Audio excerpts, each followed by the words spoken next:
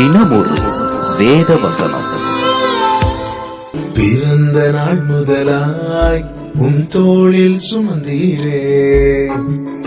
அன்புக்கும் சமாதானத்துக்கும் காரணராகிய தேவன் உங்களோட கூட இருப்பார். 2 கொரிந்தியர் 13ஆம் அதிகாரம் 11வது வசனம். தகப்பனிலும் மேலாய் தனிப்பாசம் வைத்தீரே. மெதுவான தென்றல்